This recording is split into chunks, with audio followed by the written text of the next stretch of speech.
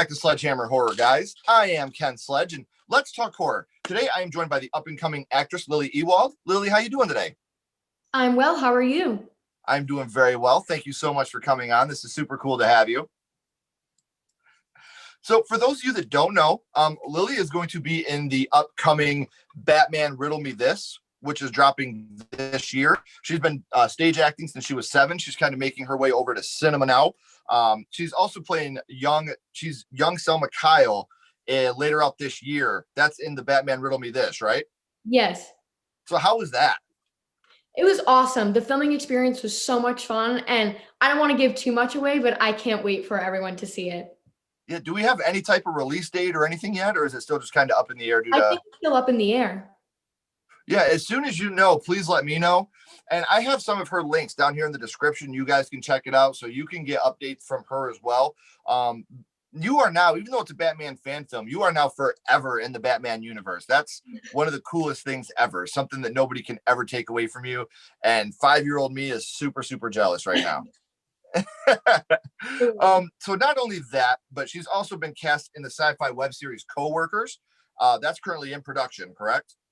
Yes, I am filming it next month in Maine. That is so cool. Be safe. Yep, absolutely.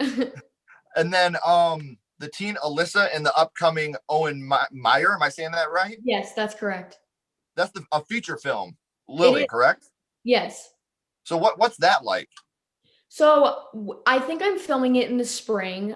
There's been a couple delays due to COVID-19 and things like that, and they're just doing their best to keep everyone safe.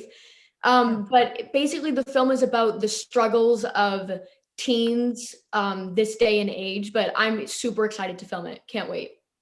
Yeah, no, absolutely. So what's it like going from stage acting to film acting? Is it a huge jump, a huge difference, or do you kind of go in with the same mentality? So it's a little bit different because I think of stage acting as being like more like big because you're kind of just in stage acting you more overact, whereas in film acting you kind of have to bring it down, as some of my coaches have said before, and they just kind of want you to like tone it down so you can make it more real and make it more believable. So I'm still training, but it's taken. Sure. I think they are totally different from each other, and it's nice to kind of be able to explore both worlds of those. Right, and you're also avid in gymnastics too, correct? I am. Yes, that's correct. And you're in school. Yep. So, being a young, talented actress, what's it like trying to juggle all these different things? It got to be stressful at times. I mean, it's kind of crazy especially this year with everything going on. It's a little more laid back since there's not as much acting as there was, and normally now auditions are kind of just from home, which is kind of a little bit better because you don't have to go in and rush around and sometimes miss school for certain auditions. But it's, on a normal year, can be crazy. It can be, because since sometimes auditions kind of come up super like spontaneous, don't really have a pattern to them. So I'd sometimes just get texts from my mom in school saying, you're going to leave early today because there's some big audition in Boston that you have to go to. So it can be kind of crazy and stressful at times. Right. Well, it's good. We've had a couple conversations, you and I, and your mother and I have had conversation as well. Just letting everybody know I'm not some weird creep, but it is good that you've been able to stay grounded and stay with your education, knowing how important that is. That's something that makes us old people super proud. So we're very happy that you can do stuff like that. Is there any other projects you got coming up that you're working on that you're excited about, or is it just kind of... Right now, I think that's about it. Right. So I'm so excited about the Batman Riddle Me This. That's something that, yeah. And just, like I said, being part of that Batman universe is something that, for me, it's like the Batman universe and the Friday the 13th universe are the two that I hope to someday be a part of in some way. And that's something you're tackling right now. So I'm so happy for you. Congratulations. And as soon as you have any information, please send it my way so I can get it out to everybody, and selfishly for myself, so I know when it's coming up. I will. Thank you. Yeah, no problem. So we talked about the future and kind of what you're doing right now. But Lily, I want to take it back to the past, and I want to talk about how horror started for you. The first horror movie you watched, and your first horror movie was? Coraline. And I love those in the background. Thank you for that. That's so cool to see that you're that into this movie. Totally. That's so awesome. Totally. So do you remember about how old you were the first time you had seen it?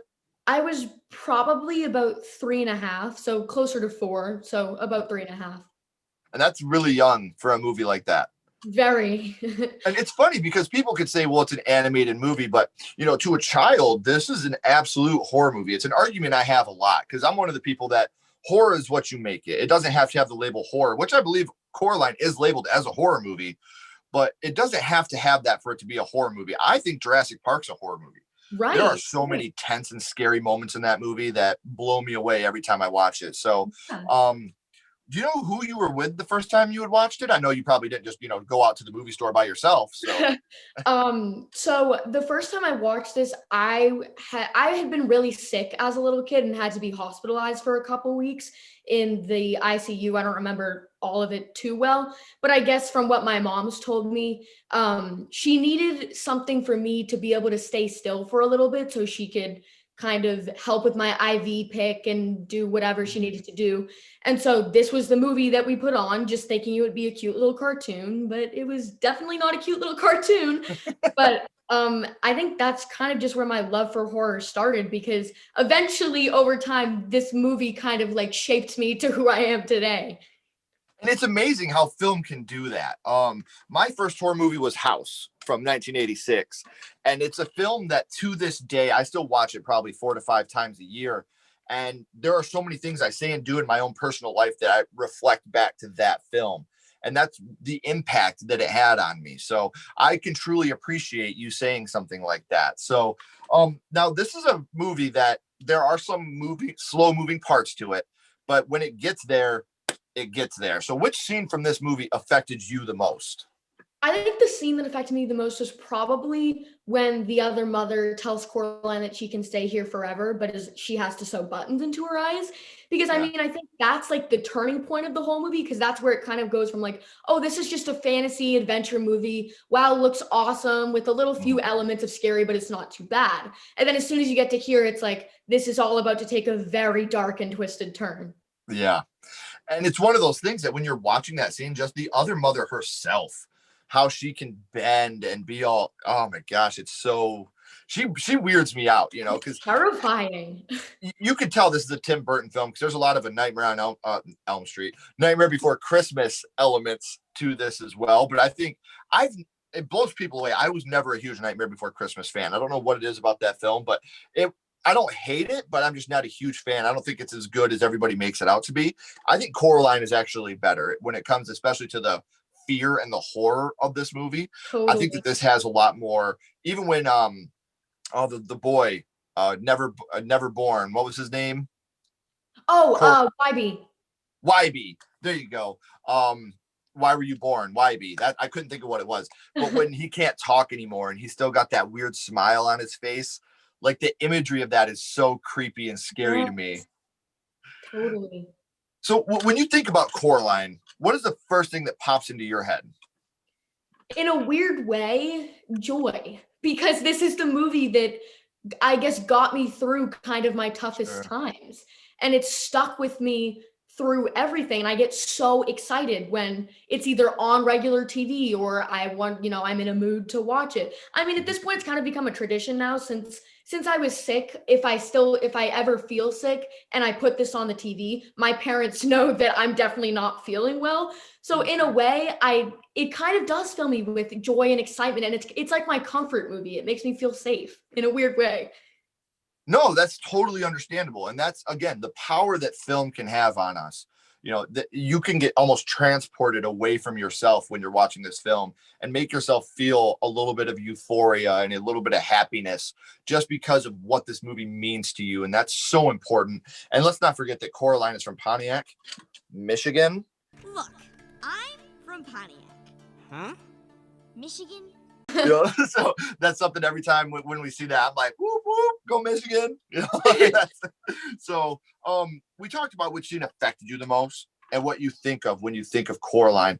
But if you had to pick a favorite scene from this film, what do you think your favorite scene would be? Ooh, that's a hard one because there are many ones. Yeah. Um, I think my favorite might have to be the garden scene, just because of how much work was put into that and Yeah. how beautiful the outcome was of it. it was amazing. I mean, like, I remember watching it for the first time, just being in awe, like being like, this is beautiful. Just the way that everything looked and pieced together, and it created it. That's what really, I think, gave it a sense of being otherworldly, and what kind of made it into a fantasy movie. Yeah. And that's what gave it that sense. And it was gorgeous. And I think that the other dad is so rad. Like the piano stuff and Yes, the stuff he does totally. in the garden. Like, oh, we Yes. love mud. Come on in. Like, I think the other dad is probably my favorite character in this movie because he reminds me of me. He's just this goofy, no care dude that's just like, whatever your mom says, go ahead and do Yes, that. absolutely. Like, he's so awesome. Making up a song about Coraline. And I'm going to go scream on you here, Lily. What is your favorite scary movie? We talked about Coraline as your first, but what is your favorite horror movie? This is hard because I've basically seen like as many as I'm allowed to see now, which is a good deal of them. God, this is a hard question. For me, I think my favorite, I'm not a person who gets scared easily. So I'm really always looking for a horror movie that is just naturally scary without having too many jump scares and too overly gory, because I don't know, that just doesn't freak me out. So Sure. I'm really looking for something that's just extremely scary. So I think for me, the one that I think would be the scariest and probably my favorite right now is Hereditary. Nice. I thought it was a great movie. Loved it. I'll tell you this. That movie is Oscar worthy. Like Absolutely. that dinner scene alone. Oh my God. Yeah, when she's like, I am your mother. Like that got like I got emo goosebumps right now just thinking about that scene. Like it's such a powerful scene and how they're all going through the different stages of grief while they're sitting there. Oh my And God. that the writing of that movie is so beautiful. And they even said they were making a family drama and just including horror elements into the film, which I totally think A24 is perfect at doing that. Oh, absolutely.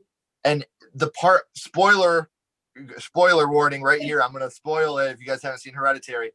The car scene. I remember we went and seen it in the theater, and I'm 35 years old, and never in any movie experience have you ever felt the wind get knocked out of every person in a cinema like it did there, because we seen it opening weekend and we had no idea what was going to happen. Oh my God. So for just the pull, and then the whole theater was just Yes. and we all sat there like the brother at the steering wheel, just what's going on here, what's happening. Yes. I'm so glad you picked that. That's a movie I could talk about till the end of time, just because of how different it is, but how scary and sad, but yet funny. And it's such a great movie. That's an amazing choice for your Yes. favorite. So before we end this, we always go back to Coraline. Now we always end with the same question. We go to a skull count. 0 skulls being the worst, 5 being the best. We're not ranking it on production, or we're not being movie critics here. I'm just talking about how this film affected you. So Coraline, 0 to 5 skulls. What would your ranking be?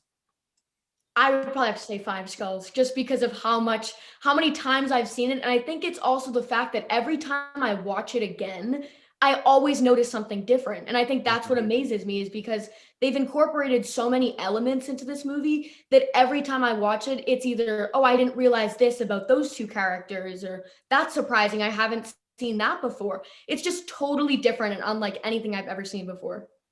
And that comes down to great filmmaking. That's when you know you have a great team and a great filmmaking crew, when you can watch it and there's no real twist to this movie. This movie is pretty straightforward with what it's doing, but for you to be able to go back and watch and notice all these little things that have happened that you didn't catch the first, second, or third time is so much fun. And I love the cat. I think the cat is so rad. He's so rad and laid back. And the visuals in this movie are absolutely phenomenal. I think this is one of those movies that, like you said, you're watching it and you get filled with that joy. Like the garden scene is one of those ones when the camera pans out and you see that it is Coraline. I think that's such a beautiful scene and such beautiful imagery for how much the other dad is trying to, persuade her into staying here with the other mother. So, anything you'd like to add before we go? I don't think so. So I appreciate you coming on so much. Don't go anywhere, Lily. I got a couple more questions for you. Everybody else, as always, I'm Ken Sledge. Keep talking horror. Stay what you are, and we'll see you guys soon.